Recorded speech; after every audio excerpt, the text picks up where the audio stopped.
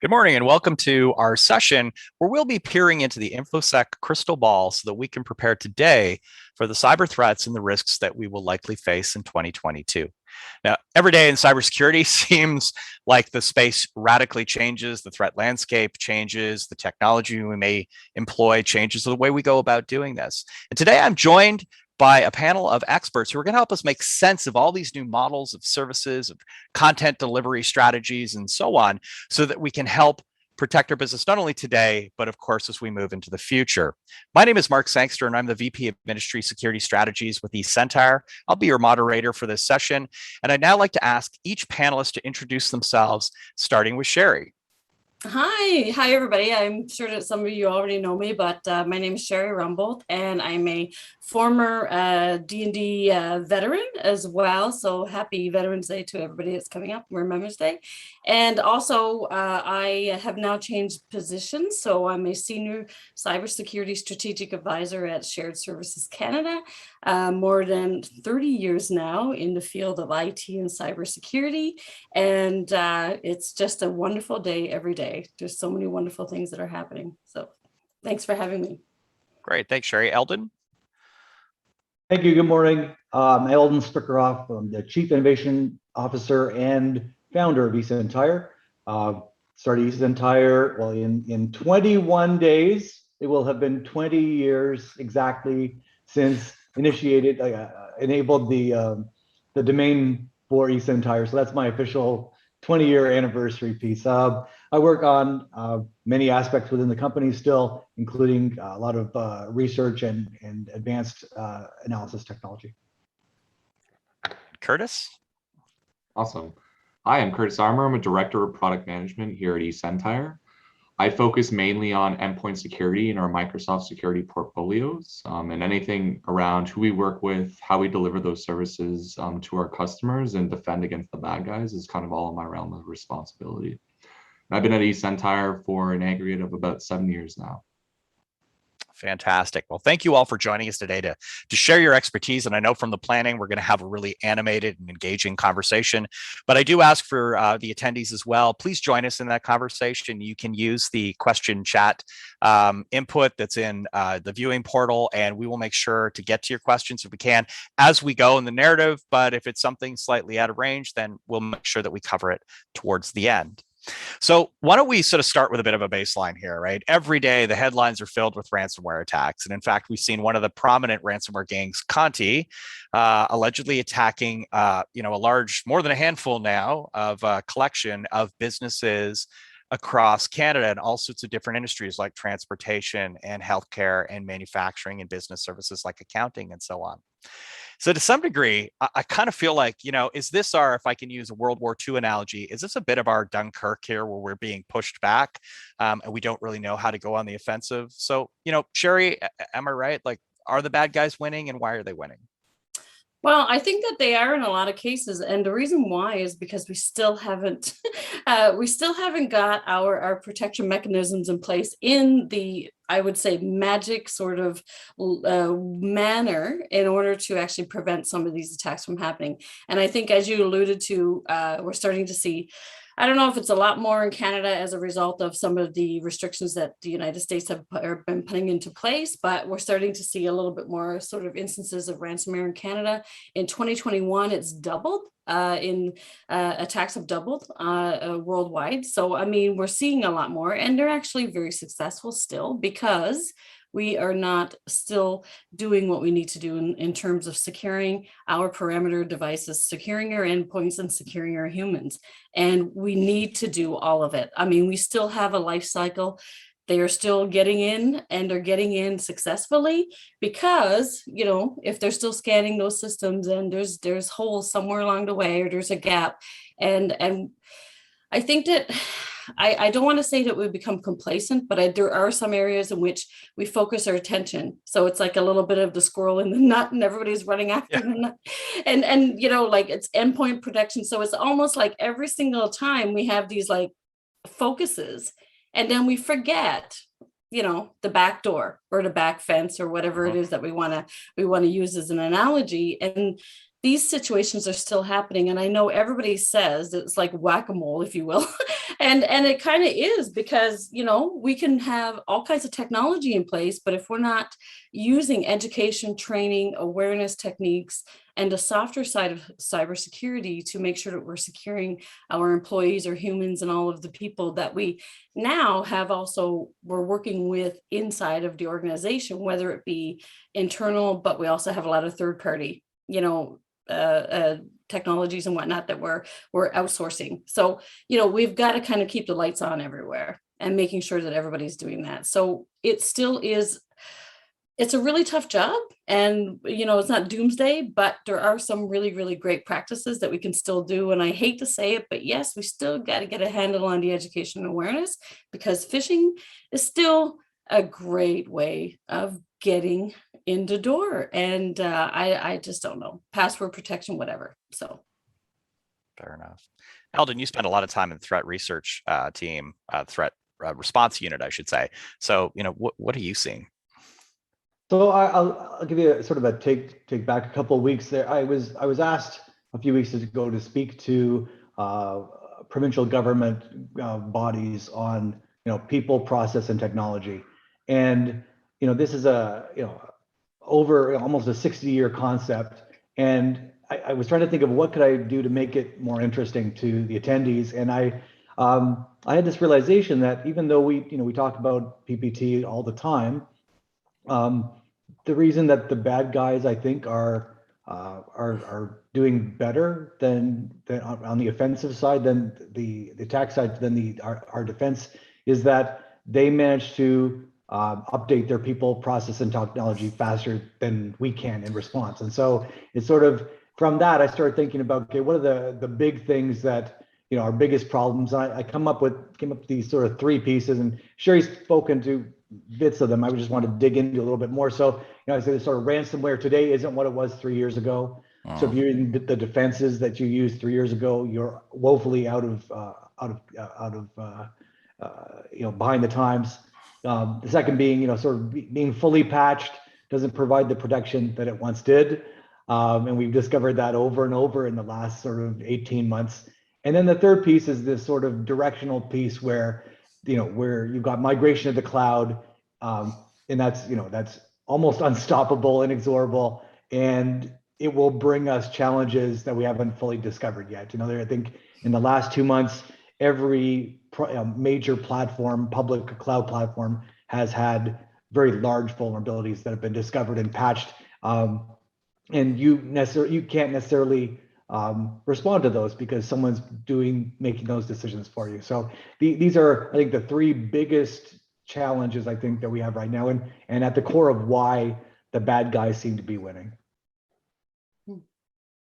What about you, Kurtis? You're in the trenches every day. What are you seeing?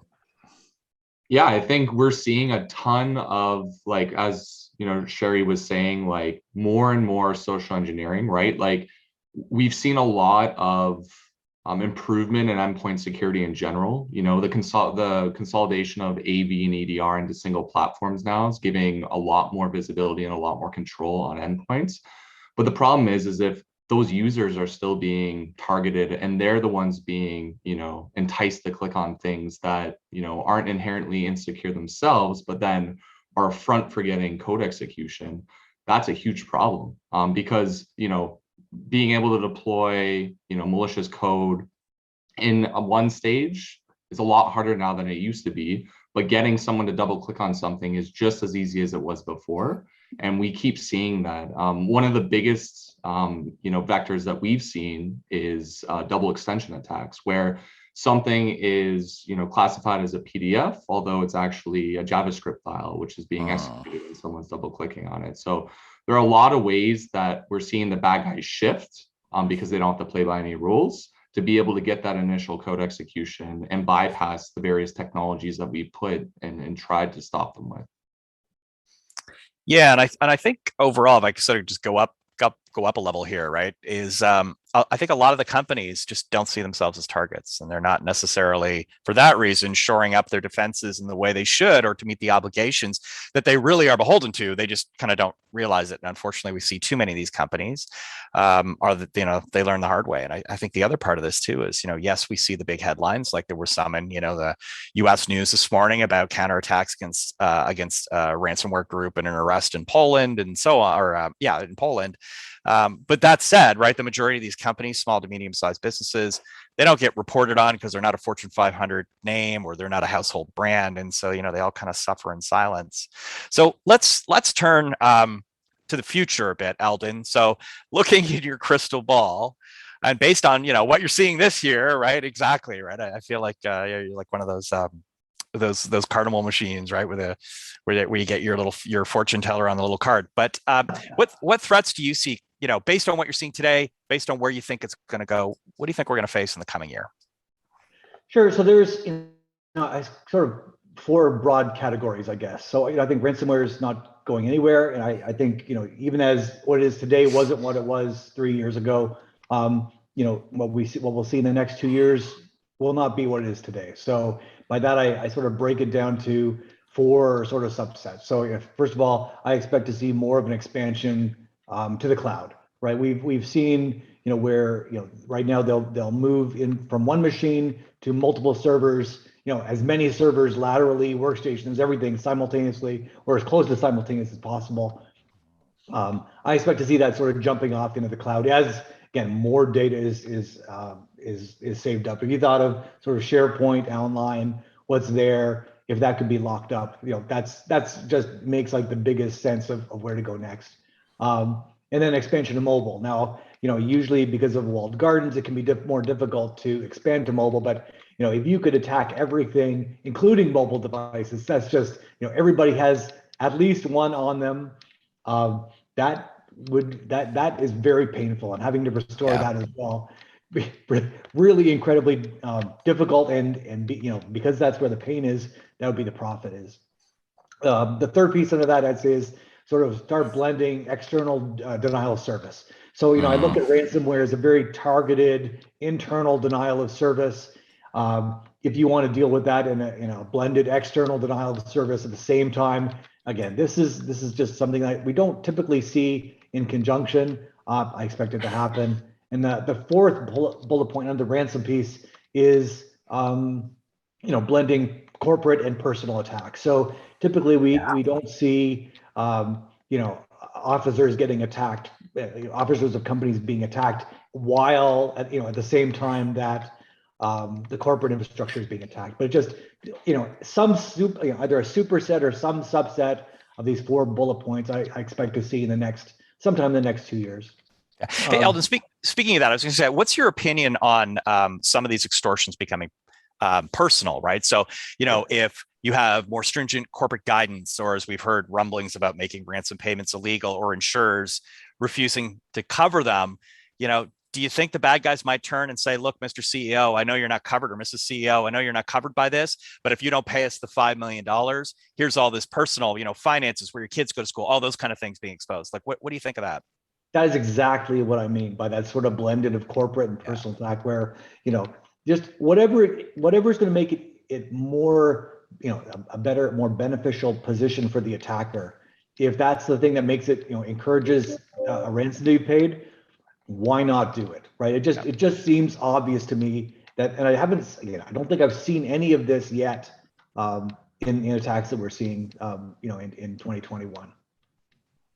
Interesting. Yeah, so that's the ransomware is the first piece. I think the second big thing is, sort of identity-based attacks.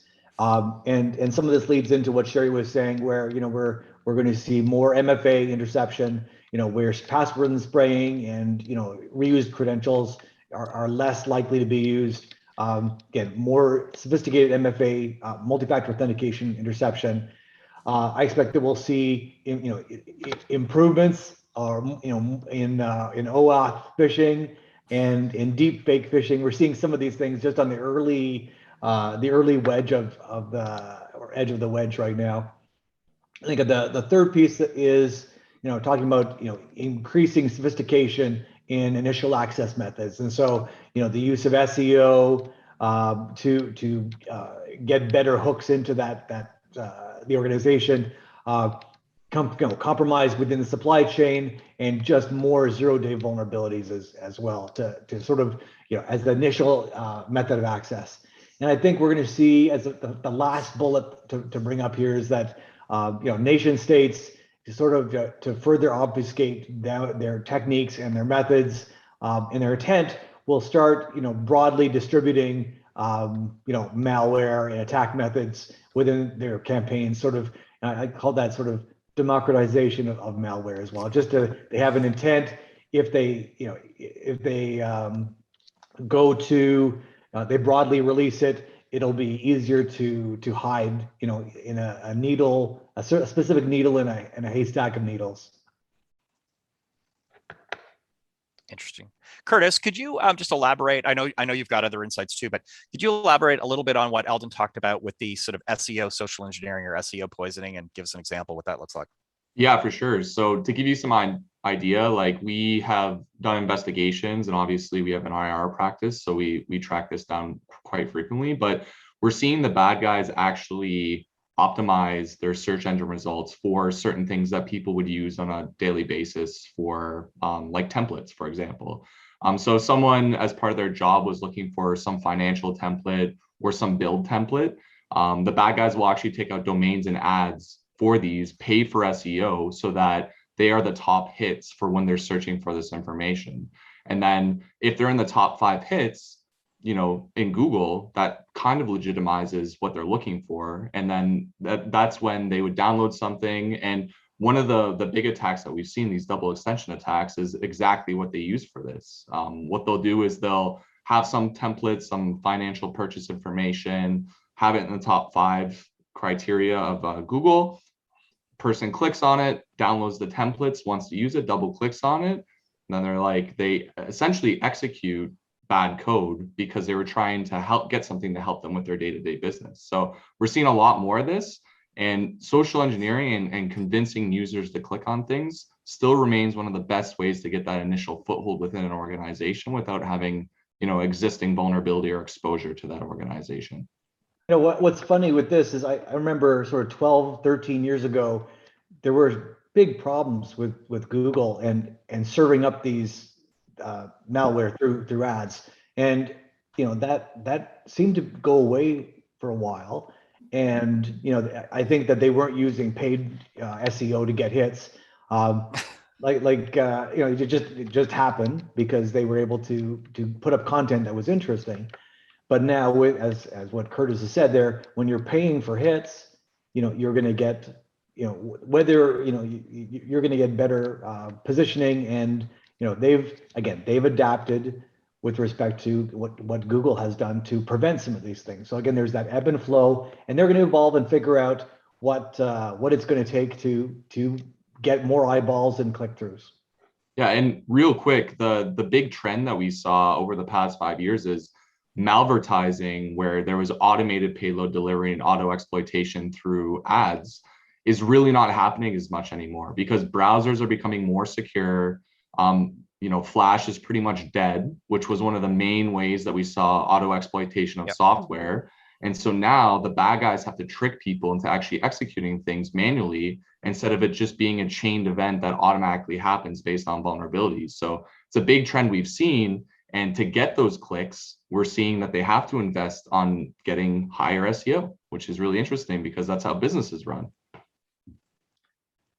So Sherry, what's your prediction for supply chain and even the adoption of some of the technology or broader adoption of the technology, like Eldon mentioned, things like cloud-based services or infrastructure, and even application development, right? And we go back to SolarWinds and we saw that rejection. Supply chain is still such a huge factor. And I mean, I don't know about you guys, but I'm kind of terrified at this point because I mean, we already have, like, due to COVID and everything, we already have so many different supply chain issues when it comes to actually bringing products and goods and services at what I call an economical cost to clients. and to households and to businesses and whatnot. And I mean, we've seen this massive, like what I call increasing in cost. And I think even in the supply chain, just that alone is a lucrative situation right now. Like imagine withholding milk or bread or even, just common goods for households as a result of an attack, or whatnot. And then we have a huge issue. I mean, with I guess like humans as well as not just businesses. So, it's I'm not giving anybody any ideas here, but I mean, I can see that this is kind of some of the situation in which we're going, because I think that in my mind, the humanity side is not as much there. There's a lot more malicious activity happening. And, when you see, I'm going to go back to ransomware attacks on the health industry, considering we're in the middle of a pandemic still, considering that we have a lot of aging folks and other folks that are unwell that need services, and that is not happening. And they know some of the bad dudes out there, girls, they know that this is a really lucrative idea. So then what about withholding supply chain issues? And I think supply chain is so complex in itself just because of different types of goods. Like when we think of control goods, when we think of other goods that are just, really dangerous goods or whatever that need to be impacted and safeguarded and everything. Having any issues with that, we're also having issues with humankind. So, there's a lot of lucrative issues around that. And then supply chain, we still haven't got it perfect. And there is still a lot of securing that needs to be required around supply chain. And we still need to have a look at the whole financial piece of that and the monitoring piece and the communications piece, because when we're dealing with third parties, everybody's working together to try to, even doesn't matter whether you're in government, outside of government, or even just a regular household, we have so many hoops to jump through nowadays for supply chain. So anyway, I'm concerned about it. And yeah, as far as cloud, I think everybody's going to cloud now. As security peeps, like 10 years ago, we were still all scared of cloud, but I think really it's a better way of actually securing our assets. So, that's my take on that. Absolutely. Maybe I'll ask you, all of you, this too, just to play on what Eldon talked about with sort of additional revenue streams in ransomware and or application of force, shall we call it, and then what you're talking about with supply chain.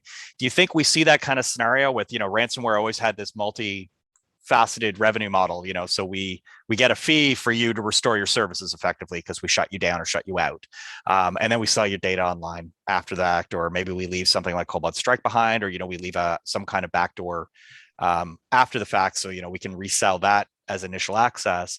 Do you think they're going to, for example, if you're in the right type of business, let me pick manufacturing for a second, can you do the ransomware attack, but at the same time you've injected whatever badness into the product at source, and then you come back later and that's where you detonate that and you affect the supply chain? Like, what do you Eldon in particular, right? Do you think this is the kind of thing we're going to see in the future? It's funny because and I know it's in your book where we're talking about that Kaseya attack from, I guess, 3.5, 4 years ago.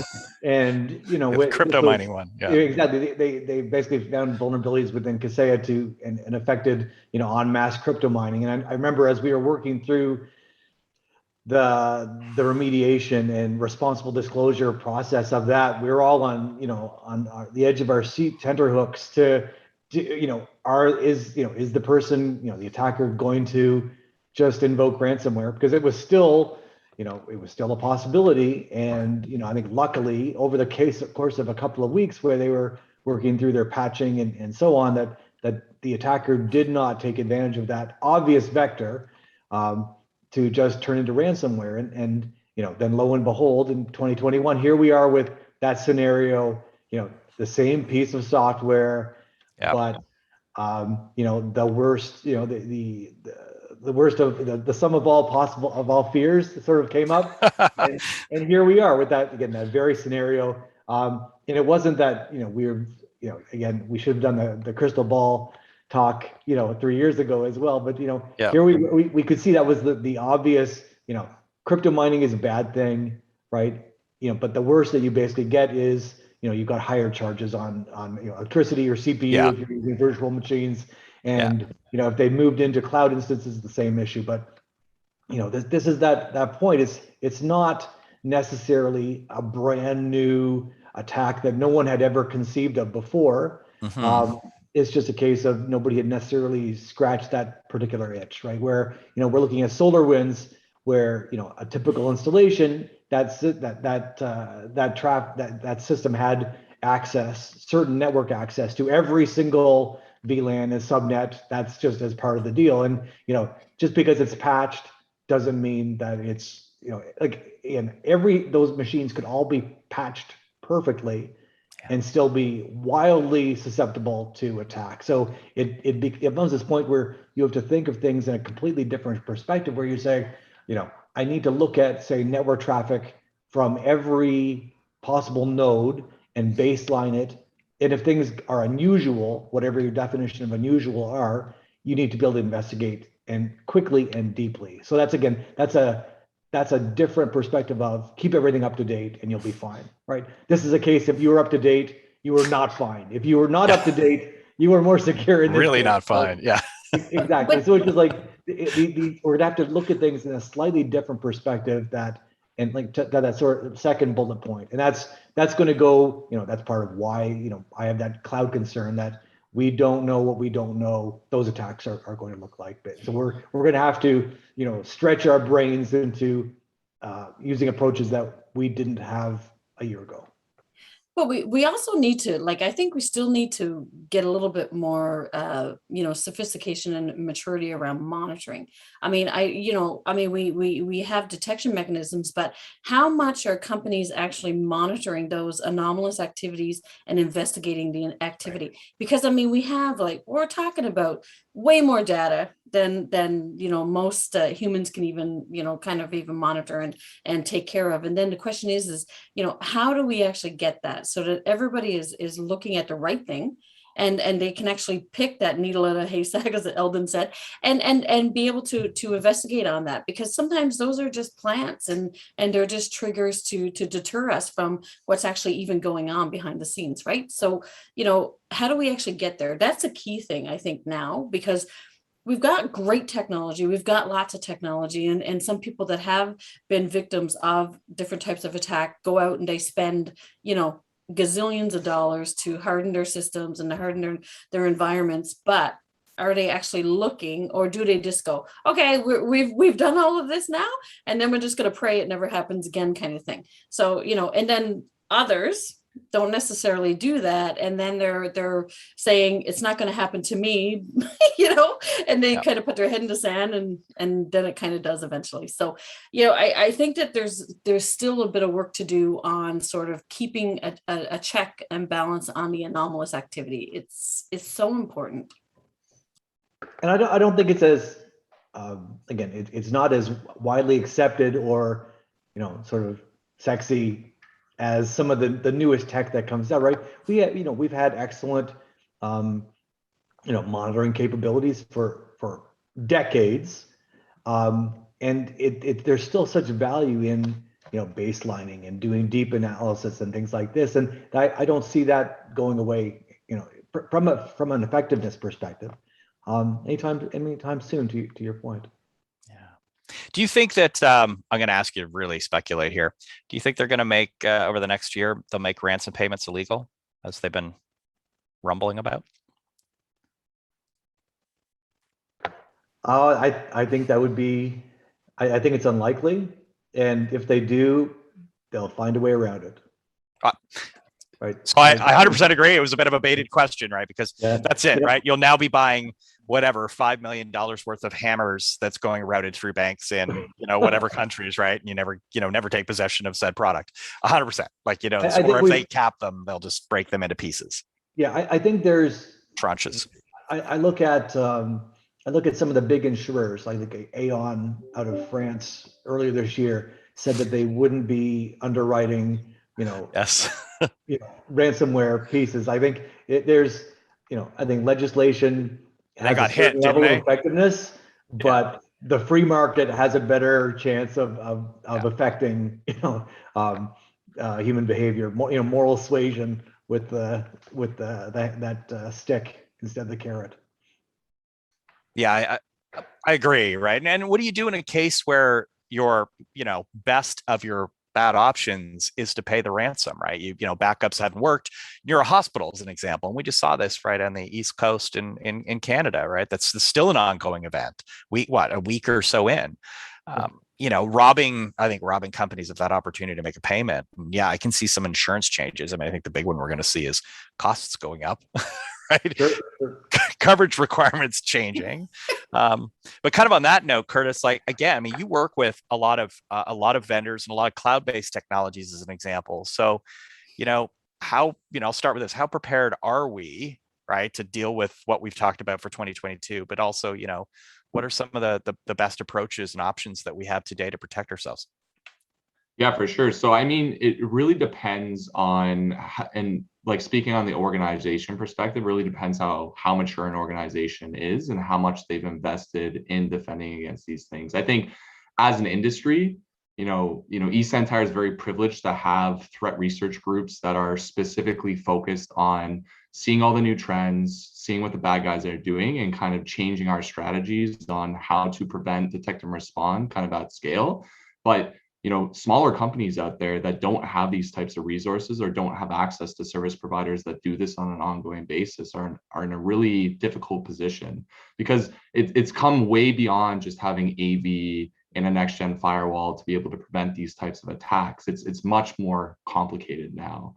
And I think the hybridization of cloud and on-prem is really kind of complicated things, because now you have two disparate systems that you have to protect at the same scale to be able to cover your entire surface area of your attack surface. So I think it's become much more complicated, and it's ever changing. And the one thing that I always like to say is that, like, the bad guys don't play by the rules, right? They can do things to get that initial access, to get that initial foothold that most organizations or most even penetration testers aren't going to do. So there's a lot of exposure to different size organizations, I think, in our ecosystems. Just to follow on before our other panelists respond, we had a question about CASB. So is that perhaps something you could specifically address? Yeah, definitely. I think so. And the CASB piece is really interesting because of how we utilize SaaS applications in today's world. I think directly tied to CASB, though, is identity. And Sherry touched on this earlier, but identity is a key piece for us to be able to protect remote users and cloud-based assets, and the data that's transacting through them. CASB is one of those avenues for being able to control the use of SaaS applications, what's in those SaaS applications, and who's able to access it. And if you tie that all back to identity and have the ability to have like risk-based detections on identity, that really gives you the ability to respond and restrict access to a potential compromised user. So here at eSentire, we strongly believe in CASB as a good cloud control and response avenue. And it is important to be able to have that SaaS-based control to limit your exposure, for sure. Sherry, what are your thoughts? On which part? On any pieces. How prepared do you think we are today, and and where do we need to shift? Well, I still think that some people are getting it and some people are not. So, I mean, when I say people, I'm talking about, companies and I think some humans as well. I mean, we can't like indicate that all experience is the same. We've got 10-year-olds that are way smarter than some of our elderly folks, and they're the ones that are still getting targeted when it comes to certain types of phishing attacks and whatnot. So, but I'm just seeing things on the rise, and I also think too that it's really unfortunate that we're seeing the level of ransomware attacks right now with health agencies and all this other stuff. And I'm from Newfoundland and Labrador. And I mean, it just bothers me to no end when I see, some of these wonderful folks, including my mom, who's private information has now been potentially disclosed and is out there somewhere in the wild, and everybody knows whatever every surgery that she's probably ever had, and all of these other things. And we do have, like, elderly folks and other folks that are sick that really don't deserve to have this kind of treatment. So it bothers me a lot when, like, I think we all talk about all these things, but when it hits home and it's you or it's somebody that you know, or a loved one, or even a company that you know very well, or even unfortunately in some cases work for, it really says, like, I don't understand, we need to do more. And then the question is what can we do as a collective? And what I would like to see more and more, especially in Canada and in North America, is a little bit more disclosure and a little bit more what I call teamwork, of everybody working together, because we've got some really, really incredibly intelligent people in the cybersecurity world and in the business world. And so I would prefer not to see oh, that's really unfortunate, I'm sad that happened to that province, or that happened to that company in the UK or in Ireland or whatever. Let's all work together as a collective, because I think that that's the only way that we're actually going to be more successful in the long run, is if we all put our expertise and our time on the line, and we actually do a little bit more for humanity in that case. And I can't stress that enough, because I want to believe that we, some of these industry smart people and the technologies that we have, that we're all working together to try to prevent these kinds of things from happening again. And if somebody else is less fortunate, maybe they're non-for-profit, or they don't have the same revenue as other agencies, private sector companies or whatnot, then let's all just jump on board. Why wouldn't we? Because I don't think that we're actually going to get ahead if we don't, because we know who we're dealing with, right? When it comes to certain types of attack groups and the underground groups. So we know who they are. We know what they're actually capable of, and they don't take the actual emotional humanity, whatever piece in there. But as Canadians and North Americans, we do. So I'm putting my soft piece in there. I know you guys are talking tech, but I'm just wanting to talk about the human side as well. So let's kind of continue with that for a minute, Sherry, because I think that is a good point, right? Is, we talk about sharing threat intelligence, for example, and there's different avenues, both paid and public, to do so.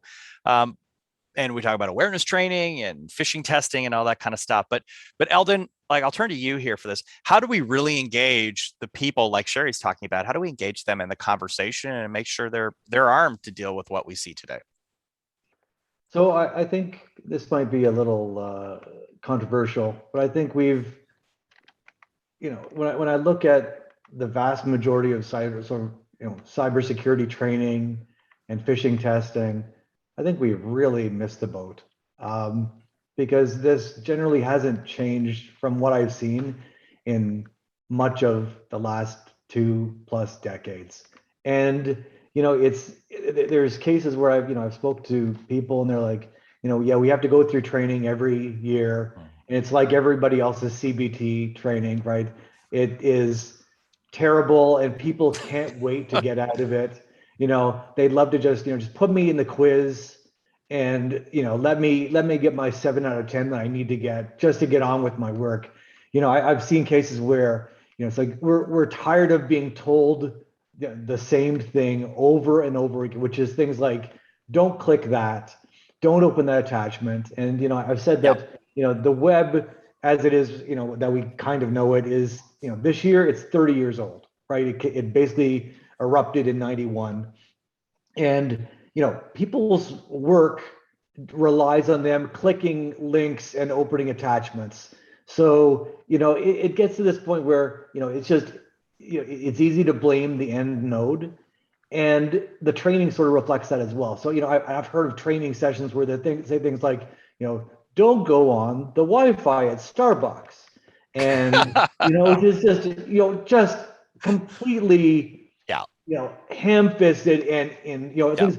Don't put your broadcast don't broadcast your SSID on your router. It's like, well, first of all, if you however valuable that is as an attack method, it's sort of questionable, because anyone who can capture that traffic, so it's in proximity to that traffic, they're going to see your SSID anyway. So it's the just stupid examples of things that just don't work anymore. And we can't just keep painting every single person in the audience with that broad brush, right? As to what, Sherry was saying earlier, there are older people, I mean, even people older than I am, who again, may not have the digital smarts of younger people, say, Kurtis, and even younger. There are people that are younger than Kurtis that are in tech these days. But to that point, I'm going to flip it around and say,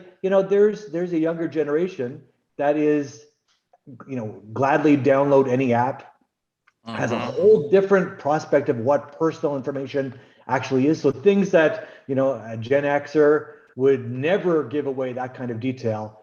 If you're, in your teenage years, you gladly open all of your life up to everyone just broadly. And so again, I think we have some, minor wins in training, and we have to accept that much of it is really terrible and desperately need of an update, and that we need to look at people from their own individual bias and not subject every person to that incredibly painful 1 hour lecture of not to click that. And I look at from a corporate perspective, let's say that to get a cybersecurity trainer in to give that talk, it's going to cost it could cost anywhere from say $10,000 to $20,000, and that would not be surprising for public speakers.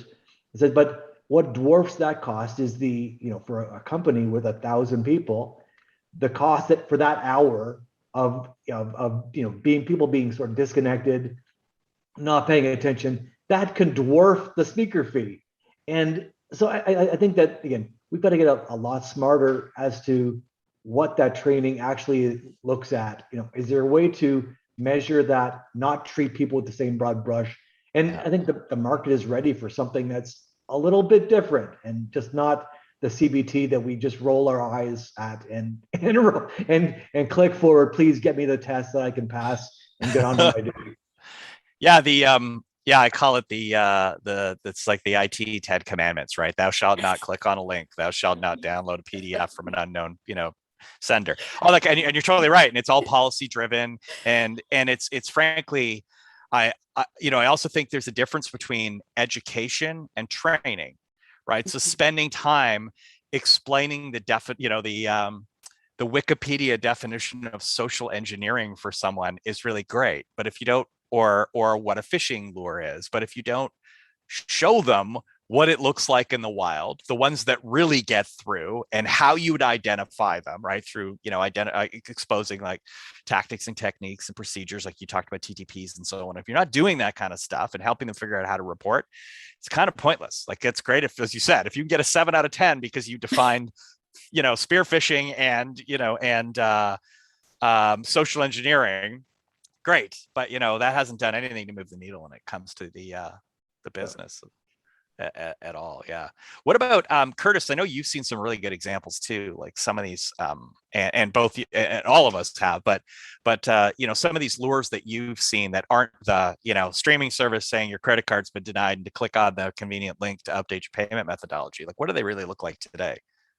Well, I mean, they look exactly like a legitimate email would. And I mean, from our perspective, right? Like, we have our own phishing team where we're actively doing red team engagements where we are being exactly like the bad guys, right? Like, we'll register a domain that looks exactly like a company's domain just to be able to get them to be like, oh yeah, this looks legitimate, with a copied company template, with a document in it that all they have to do is open it. Right. So it's, anything that you receive in email can be copied.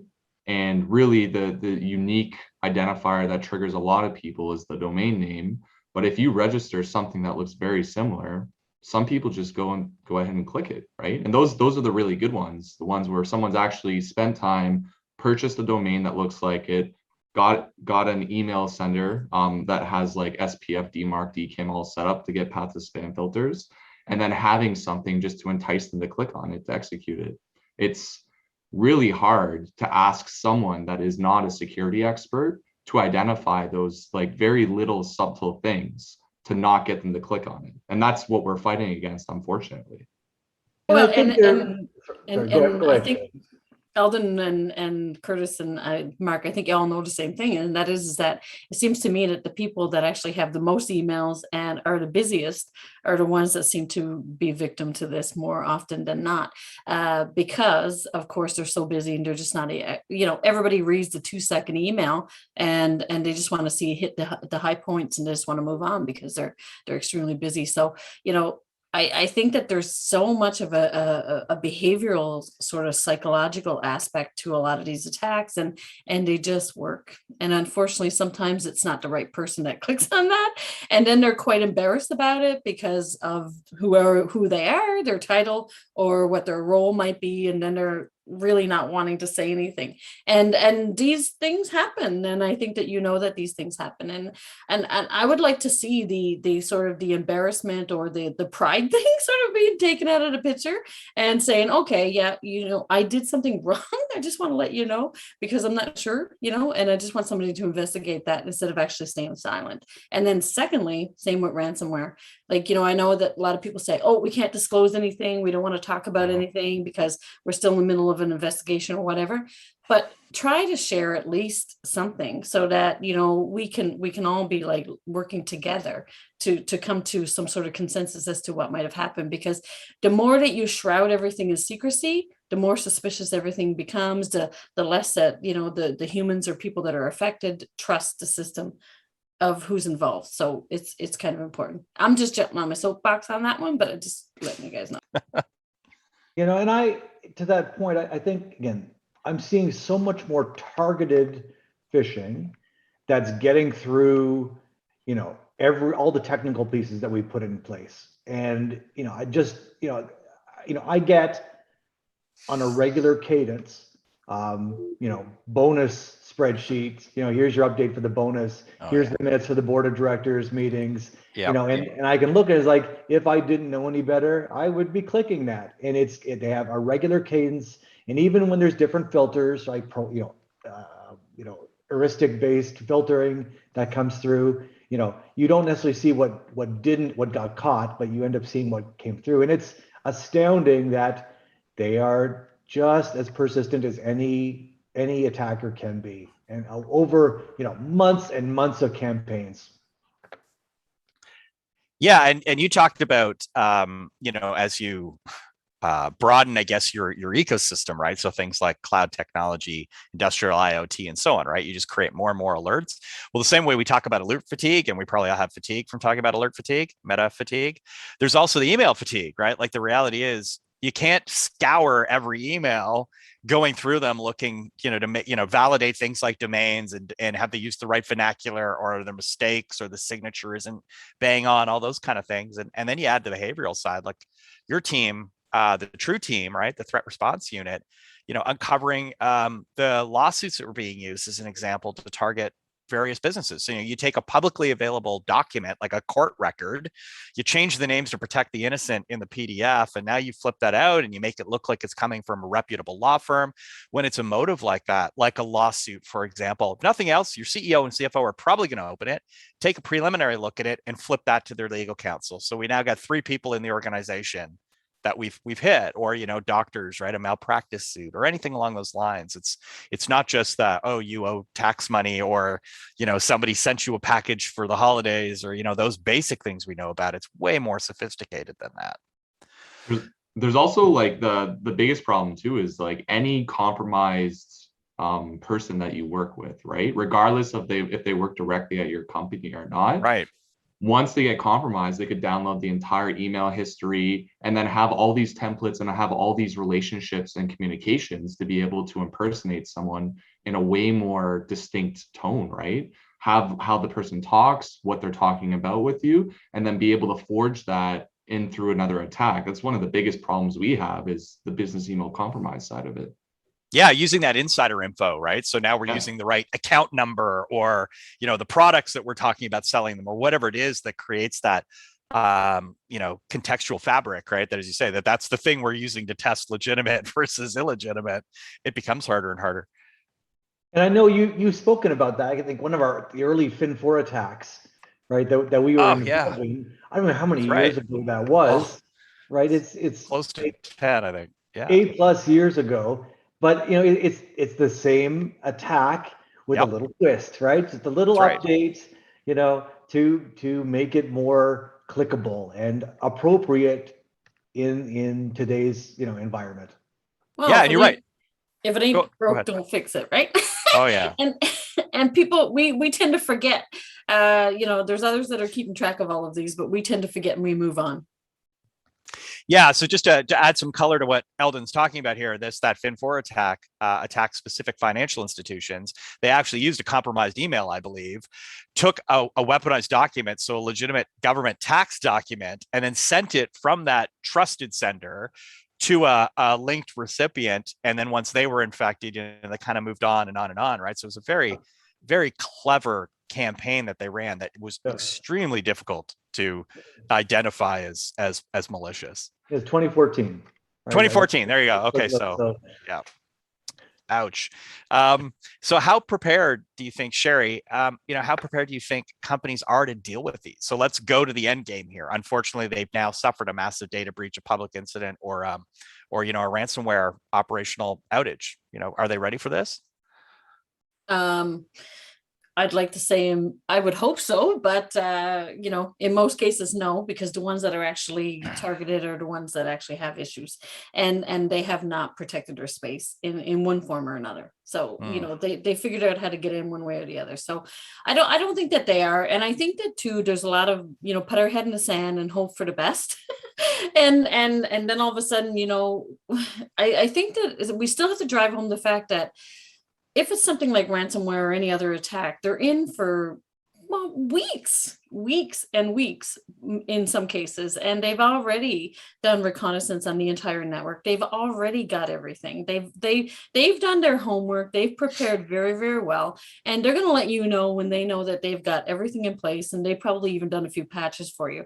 And that's when you find out. And it's way too late. It's not like it's 5 minutes ago.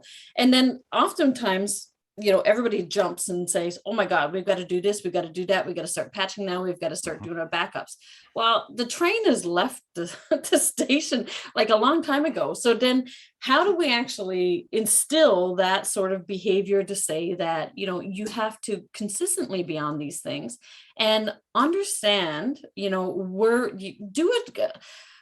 The simple checklist, securing your assets from a life cycle approach from top to bottom, constantly too. I see these issues where we have a lot of people coming in, we give them all accounts, we give them all access to everything. And then some of these people leave and then nothing gets shut down in the way that it should be shut down.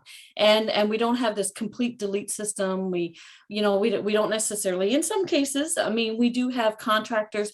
Joe is going to come back again in 6 months time. So why would we bother we'll keep his service for him so that we don't have to go back and do that extra step the next time Joe comes, and so that happens a lot. And I think that we all know that happens a lot in many different corporations. So then the question is, having those checks and balances, saying that we might have to do 5 more minutes work to do a multi-factor authentication, making sure that our humans are who they say they are, things like that. We're it's just doing a little bit of homework and a little bit of additional work up front, and then looking at that. Why not still have more pen testing? Why not have, more audits happening? I wish that we just don't have the check in the boxes. I would like to see a little bit more rigor around things so that we actually understand. And not only just auditing their technical pieces, but auditing your employees to a certain degree to say, what are your practices? What do you think is right? And working it from that perspective, because I think that we still don't have that whole end-to-end piece, done well. And then when it happens and someone gets attacked, they're like, I thought we did everything right. But there's also that whole piece of there's assurances that are given to the C levels, And perhaps it's like, we don't really want to tell them that we haven't upgraded this to, we need to go back and get another, I don't know, $500,000 or something to do an upgrade to the system. But we know that it's not in the budget. We know that they're not ready to do that. They've got that, put in for, year 2023, and we're in 2021, and we know that they're not going to give us the money. So we can't do anything. Again, it's not like the sky's falling for everything, but look at the priorities and actually deal with the priorities. I look, on the more tactical side, where like, what's the worst case scenario, and start prepping for that kind of thing. It's like, again, the old school, if you have good backups, you can survive. Well, let's say your backups are encrypted too. Let's say you have good backups, but you have no, AD structure, you have no domain controllers. How are you going, what does that look like to restore, right? What does that look like to restore your data, and you don't have any of that domain controller, any domain controller that's available? That's a messy situation. And so, it's not a sky is falling, or, whatever the opposite of Pollyanna is, right? It's like, look for, this is a scenario that could actually happen.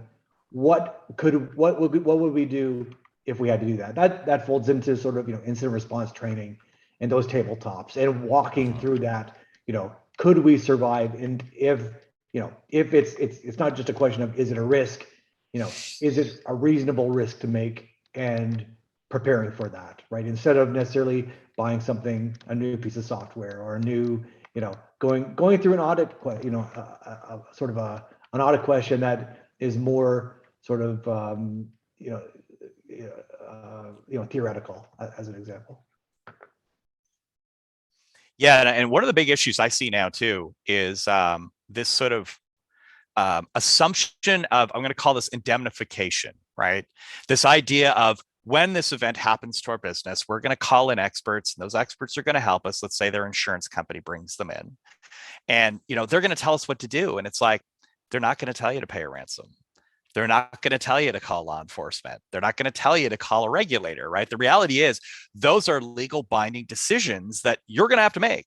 So, are you prepared? Like Eldon said, take that worst case and work it back, right? So what information would you need, right? What is the critical information you would need to make an informed business decision? And then you're making that decision based on sort of tested, obligations. So as in, okay, this passes some threshold, therefore we have to tell a regulator, right? As a simple example.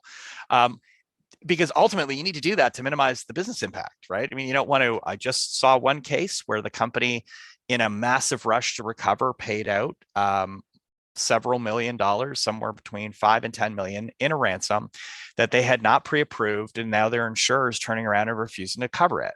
And it's like, and I talked to the CEO, and the CEO was losing his mind, and rightly so.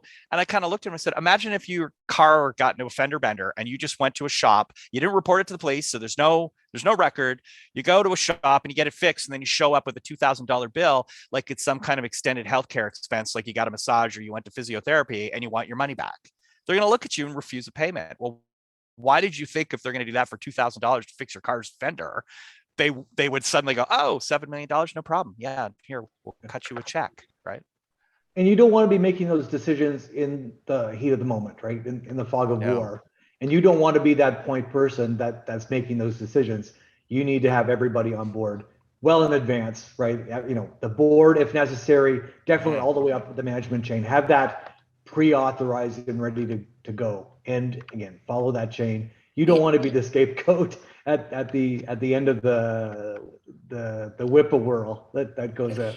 It makes me wonder how many people are actually tabletopping for ransomware. Like, is it happening? It is, but I don't think it's enough. Yeah, especially for today's type of ransomware. Yeah. Right. As opposed to 5 years ago, one machine, $500 worth of Bitcoin, right? Yeah, doing it with enough sort of fidelity to say, here's what the reality looks like as it sort of plays out, and the decisions that you might have to make, because you aren't always going to have 100% of the information that's needed at that time. And, so what does this really look like, and when do you engage all those different players that I mentioned? So I just realized we have about 1 minute left. So it's been a fantastic conversation. So I'll ask you to speed round this one. I'll start with you, Kurtis. Like, what's the one thing that you want to make sure our audience, takes away? Yeah, everyone make sure the authentication points within your environment and make sure that software-based MFA is enabled for all of them and know what your exposure is. Identity attacks are still huge, and MFA, software-based MFA, is the best way to defend against it, as well as knowing how users are accessing your environment so that you can limit the susceptibility of attack and footholds via identity. Fantastic. Eldon, final thoughts? If all you have is 5 minutes to devote to your incident response plan, get a paper copy of everybody's phone number. Do that in the next 5 minutes. Make sure it's updated. All your third parties, law enforcement, insurance, banks, Yeah. everything. 5 minutes, do it, have it printed out, not on, and available to everybody. Yeah. To me, it's know your data. Know what it is that you're actually trying to protect, because people are just so oblivious to this sometimes. Fantastic. Well, this has been an excellent conversation. Thank you all for joining us today. Thanks to the attendees who chimed in for this.